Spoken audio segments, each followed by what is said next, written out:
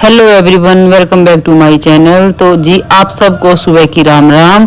तो जी स्नान वनान कर लिया है मैंने और अब करते हैं भगवान जी की पूजा, क्योंकि सुबह सुबह भगवान का नाम लेना बहुत जरूरी है। उससे आपके दिन की शुरुआत बहुत ही अच्छी होती है। तो मैंने यहाँ पे दीपक जला दिया था और वीडियो ऑन करी नहीं थी, तो मेरा सुबह सुबह हो गया मोए मोए। पर चलो कोई नहीं, मैंने एक लोटा जल तुलसी माता में डाल दिया और उसके बाद एक लोटा जल मैंने यहाँ पे मंदिर में रख दिया और उसके बाद स्नान। अब उसके बाद अपना जो आसन था वो उठा के साइड में रख दिया पूजा का। तो अब चलते हैं।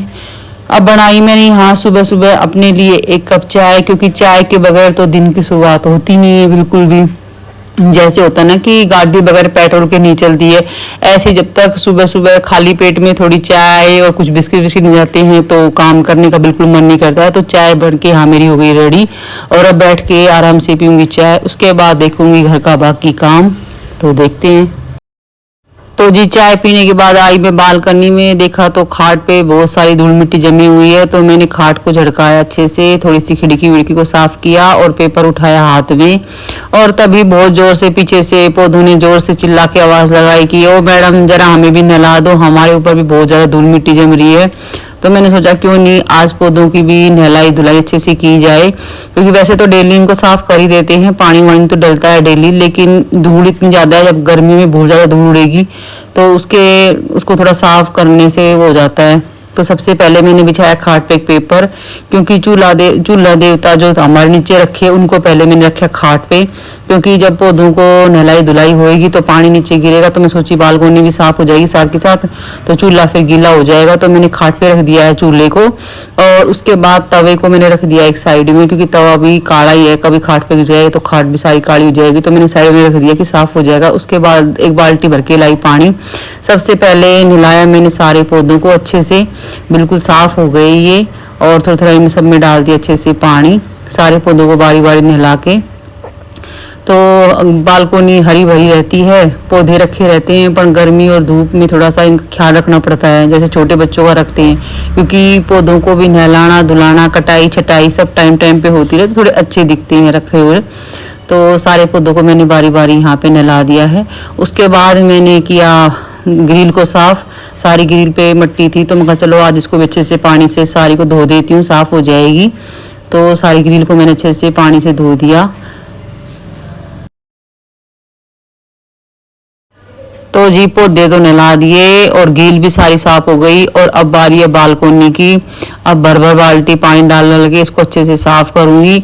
और आज मेरा 2 घंटे बर्बाद हो जाएंगे अच्छे से, क्योंकि कहते हैं ना बड़ी जो बालकोनी होती है उनका फायदा भी होता है और नुकसान भी उतना होता है, क्योंकि गर्मियों में इतनी धूल मिट्टी जम जाती है कि साफ करना मुश्किल हो जाता है।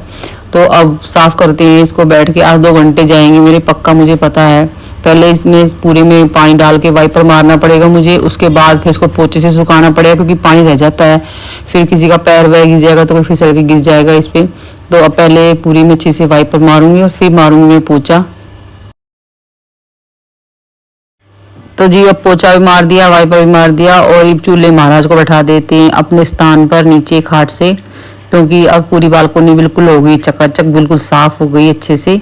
और पेपर को कर लेते हैं इकट्ठा, अपने रखेंगे इसको पेपर को भी साइड में और चूल्हे को भी साइड में रख दिया है। खाट को कर देंगे ठिकाने। और अब इधर का सारा पोर्शन अच्छे से साफ हो गया है। अब रह गया पीछे वाला पोर्शन, अब उधर का भी मुझे अभी करना बाकी है, दिखाती हूँ आपको। तो जी ये देखो कितनी मिट्टी निकली है, मतलब ऐसा लग रहा है जैसे महीनों से बालकोनी साफ नहीं हुई है, जबकि डेली झाड़ू पोछा होता है जब ये हाल है। और अब चलते हैं अंदर, पहले करेंगे बर्तन साफ किचन के और स्टैंड में लगाऊंगी सारे बर्तन साफ करके। तो जी बर्तन हो गए साफ और अब रसोई की थोड़ी स्लेब को साफ कर देते हैं। बर्तन सब साफ हो गए, रसोई बिल्कुल साफ हो गई है। तो जी अब चलते हैं कमरे में, उठाएंगे सबके बिस्तर तकिए वकिए ठीक करेंगे, चद्दर वद्दर बेडशीट वेडशीट सब ठीक करूंगी। और बच्चे रिमोट भी रात को अपने पास रख के सो जाते हैं, ये नहीं उनको तो उठा के साइड में रख दी मैं। और कमरों की बनाऊंगी तय, उसके बाद लगाऊंगी मैं झाड़ू। तो जी बारी आ गई है झाड़ू लगाने की, और झाड़ू ला के जैसे ही चली पीछे की साइड तो देखो यहाँ पे लगाया था रात को पिंजरा, क्योंकि चूहिया आ गई थी और चूहिया ने कर दिया था बड़ा परेशान, कभी इस कमरे में कभी उस कमरे में बढ़ रही थी और मुझे डर था कि कहीं ये कपड़ों को ना काट दे और सोफ़ों में बढ़ गई तो भैया फिर तो ये सारे सोफ़े काट के ही निकलेगी। पर कोई नहीं, पिंजरे में आखिर ये बंद हो ही गई है। वो कहते हैं ना, रात को आया हमारे घर एक चोर, तो ये चोर ही था, क्योंकि किसी ने बड़ा परेशान कर रखा था 2 दिन से और पकड़ में आ ही नहीं थी। तो आखिर ये चूहिया आज पिंजरे में बंद हो ही गई और अब प्रतीक से बोल के इसको छुड़वाऊंगी मैं बाहर। तो जी चलो जल्दी जल्दी अब लगा लेती हूँ मैं झाड़ू, क्योंकि झाड़ू को बहुत देर हो गई है लगाने का, अब टाइम ओवर होता जा रहा है। खाली झाड़ू झाड़ू लगाऊंगी, पोछा तो आज ही मैं नहीं लगाऊंगी क्योंकि देर हो गई है बहुत ज़्यादा। तो वही अब दूसरे कमरे में आई तो उसके भी कम्बल वम्बल सब ऐसे ही बिखरे पड़े थे, उनकी फटाफट बनाई तय मैंने। और अब तो जी उसके बाद जाना था मुझे कबीर के स्कूल में, कुछ काम था तो मैं और प्रतीक दोनों पहुंच गए स्कूल में। तो हमने फटाफट यहाँ पे किया काम ख़त्म और फिर हम चल दिए घर के लिए वापस। और प्रतीक के चले हुए हैं बोर्ड, तो प्रतीक कह रहा है कि मैं स्कूल को बोल देता हूँ टाटा बाय बाय। और फिर हमने वापस आते समय खाए गोलगप्पे, तो प्रतीक ने तो नहीं खाए गोलगप्पे। प्रतीक बोला मेरा तो 1 प्लेट छोले भटूरे पैक करवा लो, मैं घर पे ही खाऊंगा। तो फिर मैंने प्रतीक के लिए करवाए 1 प्लेट छोले भटूरे पैक, जो कि प्रतीक घर पे ला खा रहा है। और अपने लिए फिर मैंने 1 प्लेट पाव भाजी पैक करवाई और 1 प्लेट छोले भटूरे मैं वहीं खा के आ गई थी। तो हम दोनों ने फिर आराम से बैठ के किया लंच। और जी यहाँ पे काम की कहानी ख़त्म नहीं होती है। कपड़े मशीन में मैं डाल के गई हुई थी और लाइट चली गई थी बीच में। तो अब पाव भाजी खाने के बाद मैं सबसे पहले ही मशीन में से कपड़े निकाल के कपड़े सुखाऊंगी।